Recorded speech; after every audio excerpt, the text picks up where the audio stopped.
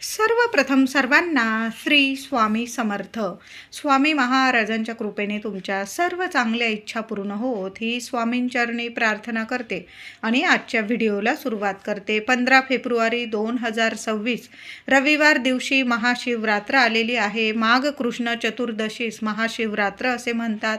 तसं पाहिलं तर प्रत्येक महिन्यातील कृष्ण चतुर्दशी ही शिवरात्र असते, पण माघ कृष्ण पक्षातील शिवरात्र जास्त महत्त्वाची मानली जाते, म्हणून त्यास महाशिवरात्र असे म्हणतात. हा दिवस भगवान शंकरांच्या उपासनेचाच दिवस असतो. या दिवशी उपवास करावा, शिवशंकरांना अभिषेक करावा, लघुरुद्र महारुद्र अभिषेक करावा, बेलाची पानं भक्तिभावाने व्हावी.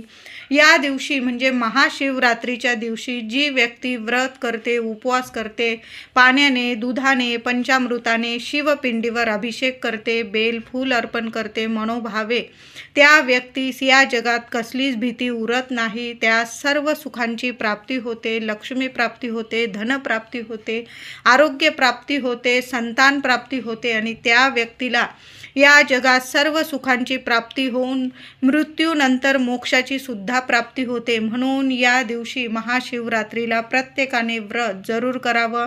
ज्यांना उपवास जमतो त्यांनी उपवास जरूर करायचा आहे. गरोदर महिला असतील, अशक्त व्यक्ती असेल, आजारी व्यक्ती, त्यांनी तुम्ही आधी उपवास केलेला आहे, यावर्षी नाही जमला तर तुम्ही यावर्षी नका उपवास करू. पुढील वर्षी गरोदर महिला असतील, बाळ झाल्यानंतर, बाळ थोडं मोठं झाल्यानंतर तुम्ही पुन्हा उपवास करू शकता. अशक्त व्यक्ती महादेवांच्या कृपेने तुमचं आरोग्य नीट झाल्यानंतर तुम्ही पुढील वर्षी छान असा उपवास महाशिवरात्रीचा करू शकता. तर महाशिवरात्रीचे काही नियम जरूर सर्वांनी पाळायचे आहे. या दिवशी मांसाहार, मद्यपान करू नये, कुणाशी कठोर बोलू नये, कुणाचा अपमान करू नये, ब्रह्मचार्याचं पालन करायचं आहे. मौन धरून घ्या. या दिवशी फक्त ओम नमः शिवाय, ओम नमः शिवाय मंत्र जपत राहा. नामस्मरणात खूप मोठी ताकद आहे. कुणाशीच बोलू नका. कुणाचं मन दुखेल, कुणाच्या डोळ्यात पाणी येईल, तसं तर कधीच या गोष्टी करू नये. पण या शुभ तिथींना तरी या गोष्टी, हे नियम जरूर पाळावे. म्हणून हे नियम पाळून आपल्याला व्रत उपवास करायचा आहे. महाशिवरात्रीच्या दिवशी लवकर उठून आंघोळीच्या पाण्यात थोडंसं गंगा जल टाकायचं आहे. थोडंसं लहान मुलांच्या पाण्यात थोडंसं चमचाभर दूध टाकलं, किंवा जर खूप त्रासात असाल, काही आरोग्य वगैरे नीट नसेल, नजरबाधा झालेली असेल, तर काय करायचं महिलांनो, दादांनो, गंगाजल तर प्रत्येकाने गंगाजल बॉटल घेऊन या. किंवा तुम्ही तीर्थक्षेत्री गेलेले असाल आणि तिथून आणलेलं असेल तर अतिशय उत्तम. थोडं थोडं 2-2 थेंब का होईना गंगाजल टाका आणि त्याने स्नान करायचं आहे. आणि बारीकसा खडा, तुरटीचा बारीकसा खडा जरी तुम्ही पाण्यात टाकून आंघोळ केली ना, तुमचे ग्रह सुधारणार आहे. जो चंद्र असेल, गुरु ग्रह असतील किंवा शुक्र ग्रह असतील, मजबूत होतील आणि सर्व 9 ग्रहांची तुमच्यावर कृपा होणार आहे, महादेवांची कृपा होणार आहे. म्हणून थोडासा तुरटीचा खडा, लक्ष्मी प्राप्तीसुद्धा होईल. माता लक्ष्मी तुमच्याकडे आकर्षित होईल. गंगाजल आणि बारीकसा तुरटीचा खडा टाकून प्रत्येकाने आंघोळ करायची आहे. लहान मुलांपासून मोठ्या व्यक्तीपर्यंत हा उपाय जरूर करा. काही वेळा बघा, लहान लेकरांना कुणाची नजरबाधा लागलेली असेल, किरकिर करतात, चिडचिड करतात, अभ्यासात लक्ष लागत नाही, थोडी प्रगतीवर सुद्धा अडीअडचणी येतात. मग तुरटीचा खडा, तुम्ही हा उपाय तुरटीच्या खड्याचा कधीही करू शकता, पण महाशिवरात्रीला जरूर करा. गंगाजल आणि तुरटीचा खडा टाकून प्रत्येकाने आंघोळ करायची आहे. चांगले अनुभव येतील तुम्हाला. तर महाशिवरात्रीला सकाळी आंघोळीनंतर देवांची, देवघरात प्रत्येकाच्या शिवपिंडी असतेच. तुम्हाला जर नवीन शिवपिंडी आणून स्थापना करायची असेल, अतिशय सोन्यासारखा दिवस आहे. तुम्ही छान असा अभिषेक करून तुमच्या देवघरात तुम्ही स्वतःसुद्धा किंवा ब्राह्मणांकडून, भटजीबुवांकडून तुम्ही आपल्या देवघरात नवीन शिवपिंडीची स्थापना करू शकतात. त्याचबरोबर शिवपिंडीवर छान असा अभिषेक करायचा आहे. तुम्ही रुद्र अभिषेक करू शकतात किंवा भटजींकडून करून घ्यायचा असेल करू शकता. तुम्ही स्वतःसुद्धा करू शकतात. बघा, जी व्यक्तीचा तापट स्वभाव आहे ना, त्या व्यक्तीने थोडंसं पाण्यात केशर किंवा दुधात केशर घालून शिवपिंडीवर अभिषेक करावा. तुमच्या सर्व मनोकामना पूर्ण होतील आणि तुमचा स्वभावसुद्धा शांत होणार आहे. लग्न कार्यातील अडथळे दूर होणार आहे. म्हणून प्रत्येकाने हा उपाय तर मी म्हणते प्रत्येकाने करायचा आहे. बघा, मन शांत होईल, प्रेमळ होईल, निर्मळ बनून आयुष्यात तुम्हाला सुख समृद्धी येईल. तुमच्या घरातल्या कोणाचा स्वभाव तापट असेल तर आवर्जून तुम्ही जरी ही सेवा केली किंवा ज्या व्यक्तीला काही त्रास आहे, मन शांत नसेल, त्या कडून जरी ही सेवा करून घेतली ना, पाण्यात केशरचे 2 धागे टाका किंवा दुधात टाका आणि त्याने शिवपिंडीवर अभिषेक करायचा आहे. तुमच्या सर्व मनोकामना 24 तासाच्या आत नक्कीच महादेव आहे, भोलेनाथ आहे, कुणाचीच झोळी खाली ठेवणार नाही. महाशिवरात्रीला सर्वांच्या सर्व इच्छा नक्कीच पूर्ण होणार आहे. त्याचबरोबर शिवपिंडीवर साखर अर्पण केल्याने लक्ष्मी प्राप्ती होते, धनप्राप्ती होते. ज्या व्यक्तींच्या आयुष्यात खूप आर्थिक टंचाई आहे ना, त्यांनी महादेवांच्या शिवपिंडीवर घरी करा सेवा, मंदिरात जाऊन करा. मंदिरात तर प्रत्येकाने दर्शनाला जरूर जायचं आहे आणि घरीसुद्धा ही सेवा करा आणि मंदिरातसुद्धा करा. शिवपिंडीवर थोडीशी साखर अर्पण करायची आहे. मूठ सव्वा मूठ साखर जरूर शिवपिंडीवर अर्पण करा. आधी स्वच्छ पाण्याने अभिषेक करा, नंतर दुधाने किंवा पंचामृताने, नंतर मूठ सव्वा मूठ साखर अर्पण करा, बेल फूल अर्पण करा. लक्ष्मी प्राप्तीचे योग चालून येतील, तुम्हाला प्रगती मिळेल आणि हळूहळू तुमची आर्थिक टंचाई नक्कीच दूर होईल. त्याचबरोबर शिवपिंडीवर दुधाने अभिषेक केल्यास आरोग्याची प्राप्ती होते, संतान प्राप्ती होते, मुलांना यश प्रगती मिळते. ज्या महिलांना संतान प्राप्ती होत नसेल त्या महिलांनी आणि दादांनी जोडीने महाशिवरात्रीला सकाळी संध्याकाळी तुम्हाला जेव्हा मंदिरात जायचं किंवा घरात तर आपण सकाळी लवकर उठून अभिषेक पूजा करणारच आहोत. आता तुम्हाला मंदिरात जायला थोडा वेळ झाला, संपूर्ण दिवस शुभ आहे, संपूर्ण दिवस शुभ आहे. तुम्ही केव्हाही जाऊन महादेवांची सेवा करू शकता. दुधाने अभिषेक करा, आधी स्वच्छ पाण्याने दुधाने अभिषेक करा. संतान प्राप्ती होईल, मुलांना यश आणि प्रगती मिळेल आणि तुम्हाला जर काही आरोग्याचा काही त्रास असेल तुम्हाला आरोग्याविषयी, तर सर्व आरोग्य तुमचं सुधारणार आहे. म्हणून दुधाने अभिषेक करायचा आहे. त्याचबरोबर शिवपिंडीवर दही अर्पण केल्यास जीवनात असलेले सर्व त्रास निघून जातात. कुणी विनाकारण शत्रू त्रास देत असतील ना, तर तुम्ही मनोभावे शिवपिंडीवर आधी स्वच्छ पाण्याने, मग दह्याने, पुन्हा स्वच्छ पाण्याने असा छान निर्मळ मनाने अभिषेक करायचा आहे. सर्व शत्रूंचा नाश होईल, शत्रू सुद्धा तुमचे मित्र बनतील. असा सुंदर अनुभव देणारी ही सेवा आहे. त्याचबरोबर शिवलिंगावर चंदन वाहिल्यास व्यक्तीमध्ये सकारात्मक बदल दिसून येतात. मनात जर खूप निगेटिव्हिटी असेल, तुमच्या नकारात्मक विचार येत असेल, तर आवर्जून चंदनाचा लेप म्हणजे चंदन मधल्या 3 बोटांनी, उजव्या हाताच्या मधल्या 3 बोटांनी शिवपिंडीला चंदन जरूर अर्पण करायचं आहे. तुमच्या आरोग्यात सुद्धा सुधारणा दिसेल आणि मनात सर्व वाईट निराशा निघून जाईल आणि सकारात्मक अनुभव तुम्हाला तुमच्या जीवनात दिसून येतील. शिवलिंगावर मध वाहिल्यास पती पत्नीत किंवा कुटुंबातील सर्व व्यक्तींमध्ये गोडावा निर्माण होईल.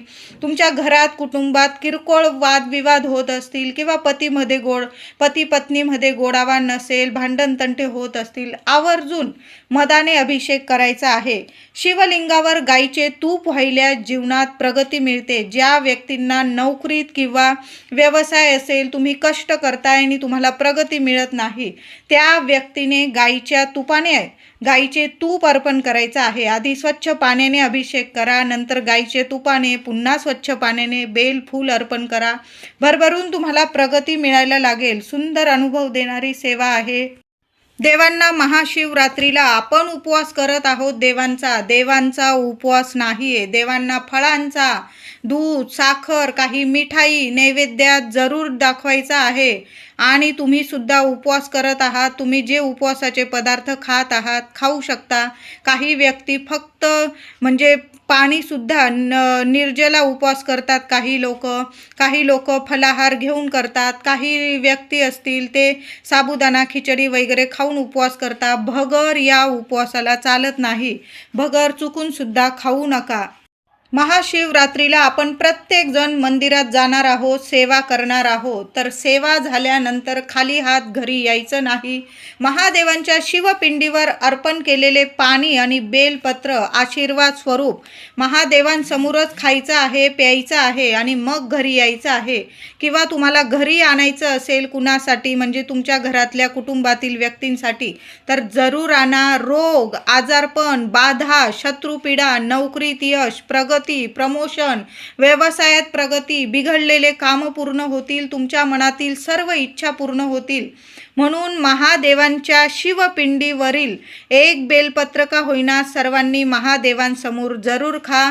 आणि जलाधारीच्या इथून थोडंसं तीर्थ घ्यायचं आहे आणि स्वतः प्या, कुटुंबातील प्रत्येक व्यक्तीला द्यायचं आहे. कितीही जगातलं कितीही मोठं काम बिघडलेलं असू द्या तुमचं, क्षणात तुम्हाला चांगले मार्ग मिळवून देतील महादेव आहे. कुणीच खाली हात घरी येणार नाही. म्हणून महाशिवरात्रीला शिवपिंडीवरील एक एक बेलपत्र प्रत्येकाने प्रसाद स्वरूप खायचा आहे. जरी उपवास आहे तरी पण उपवास असल्यावर सुद्धा आपण शिवपिंडीवर एक बेलपत्र अर्पण करा. प्रसाद स्वरूप तेच बेलपत्र उचलून जरी खाल्लं तरीही चालेल. आणि जलाधारीच्या येथील तीर्थ जरूर सर्वांनी घ्यायचं आहे. अनुभव सोन्यासारखे. महाशिवरात्रीच्या दिवशी सर्वांनी लहान लेकरांना सुद्धा एक एक बेलपान शिवपिंडीवरून उचलून जरूर खायला द्या. थोडं जलाधारीच्या इथून तीर्थ सर्वांनी प्यायचं आहे. महिलांनो, घरात जर 4 दिवस वगैरे काही नाही, तुमचं घर पवित्र आहे, तर मग तुम्ही थोडंसं जलाधारीच्या इथून थोडंसं तीर्थ घरी घेऊन जा आणि घराच्या कान्याकोपऱ्यात शिंपडून द्यायचं आहे. तुमच्या उंबरठ्यावर कधीच कुठली नकारात्मकता प्रवेश करू शकणार नाही. कुठला शत्रूसुद्धा तुमच्या घरात किंवा घरातल्या कुठल्याच व्यक्तीच्या केसाला सुद्धा धक्का लावू शकणार नाही. म्हणून हा उपाय सर्व महिलांनी जरी केला तरीही चालेल. महाशिवरात्रीला जलाधारीच्या इथून थोडंसं तीर्थ सगळ्यांनी प्यायचं पण आहे. आणि तुमचं घर जर पवित्र असेल तुमचं, 4 दिवस वगैरे नसेल कुणालाच घरात, तर मग थोडंसं तीर्थ तुम्ही घरात शिंपडलं तर चालेल. घरात मुली मोठ्या आहे, सुना असतील किंवा तुमच्या कुटुंबातील इतर महिलांना काही 4 दिवस वगैरे असेल, तर मग जलाधारीच्या इथून तुम्ही तीर्थ घेत आहात आणि ते घरात शिंपडत आहात, तर पापाचं भागीदार व्हायला नको. म्हणून तुम्ही नाही शिंपडलं तरी चालेल. पण घरात कुणालाच काही म्हणजे 4 दिवस वगैरे नाही, मग तुम्ही शिंपडलं तर चालेल. हा उपाय सर्व महिलांनी जरूर करा. त्याचबरोबर मुलांसाठी एक दिवा शिवपिंडीजवळ जरूर लावायचा आहे. गाईच्या तुपाचा दिवा, मातीची पंती घ्या महिलांनो आणि त्यात फुलवात ठेवा. थोडंसं गाईचं तूप टाका, थोडासा कापराचा तुकडा त्या दिव्यात टाकायचा आहे. आणि दिवा जलाधारीचं मुख जिथं असतं ना, उत्तर दिशेकडं, त्या दिशेला तुम्हाला एक दिवा लावायचा आहे. उत्तरोत्तर रात्रंदिवस मुलांची प्रगती सुरू होईल. तुमच्या संपूर्ण कुटुंबाची आर्थिक प्रगती सुरू होईल. मुलाबाळांना कधीच कुठल्या अडचणी येणार नाही. म्हणून महाशिवरात्रीला प्रत्येक आईने महादेवांसमोर उत्तर दिशेकडं तोंड करून एक गाईच्या तुपाचा दिवा जरूर लावायचा आहे. किती छान अनुभव येतील तुम्हाला. तुम्हीच मला सांगाल, ताई खूप सुंदर अनुभव आले. मुलांच्या ज्या अडीअडचणी होत्या किंवा घरात ज्या अडीअडचणी होत्या त्या संपून जातील तुमच्या. आणि तुमच्या घरात काही पितृदोषामुळे अडीअडचणी असतील त्यासुद्धा संपून जातील. घरात शुभ कार्य घडून येतील, मंगल कार्य घडून येतील. मुलांना प्रत्येक क्षेत्रात प्रगती मिळायला लागेल. तुम्ही काही कष्ट घेत आहात, तुम्हाला अडीअडचणी येत असतील, त्यासुद्धा अडचणीतून तुम्हाला मार्ग मिळेल. म्हणून महाशिवरात्रीला प्रत्येकाने एक गाईच्या तुपाचा दिवा जरूर लावायचा आहे. एखादं धोत्र्याचं फूल मिळालं, फळ मिळालं, महादेवांना जरूर अर्पण करा. बघा, आदल्या दिवशी महाशिवरात्रीची सर्व तयारी सगळ्यांनी जरूर करून ठेवायची आहे, म्हणजे घाई गडबड होणार नाही आणि आपली सेवा अपुरी राहणार नाही. म्हणून सर्व वस्तू ज्या लागतात आपल्याला महाशिवरात्रीला, धोत्र्याची फुलं, पांढरी फुलं, बेल, फूल, फळ, सगळं काही आदल्याच दिवशी आणून ठेवा. आणि म्हणजे आपल्याला नीट तयारी करून महादेवांच्या मंदिरात जाता येईल. झालंच तर चप्पल न घालता जाता आलं. आता महादेवांचं मंदिर खूप लांब आहे आणि तुम्हाला नाही जमलं तर मग ठीक आहे, पण घराजवळ जर मंदिर असेल तुमच्या, तर मग तुम्ही बिना चप्पलचे महादेवांच्या मंदिरात जरूर जायचं आहे. जे ताट न्याल तुम्ही, महादेवांना प्रिय असणाऱ्या वस्तू ताटात घ्याल तुम्ही पूजा सेवा करण्यासाठी, त्या ताटावर एखादा रुमाल म्हणजे नीट झाकून न्यायचं आहे आणि ते ताट नीट हातात घेऊन मग आपल्याला महादेवांच्या मंदिरात जायचं आहे शांत चित्ताने. कारण महाशिवरात्र आहे, जास्त वेळ आपल्याला मंदिरात बसू देणार नाही. तरी पण शांत चित्ताने आपण आणि आपले देव, बाकी कुठलाच विचार करू नका. फक्त सेवा महत्त्वाची आहे. या दिवशी सेवा मनापासून करा. बघा, आपण कुणीच खाली हात घरी येणार नाही या दिवशी. महाशिवरात्रीला एक का होईना बोर महादेवांना जरूर अर्पण करा. तुम्हाला जास्त बोरं अर्पण करायचे असतील, तुम्ही 7 बोरं अर्पण करा, 11 बोरं अर्पण करा, 21 असे छान मोजून घ्यायचे आहे. चांगले बोरं घ्यायचे आहे, धुवून घ्या स्वच्छ आणि महादेवांना बोरं अर्पण करायचं आहे. महादेवांना मुठभर का होईना तांदूळ, अख्खे तांदूळ जरूर शिवपिंडीवर अर्पण करायचे आहे. सर्व मनातल्या इच्छा तुमच्या पूर्ण होतील, घरात शुभ मंगल कार्य घडून येतील. व्हिडिओ आवडला असेल लाईक करा.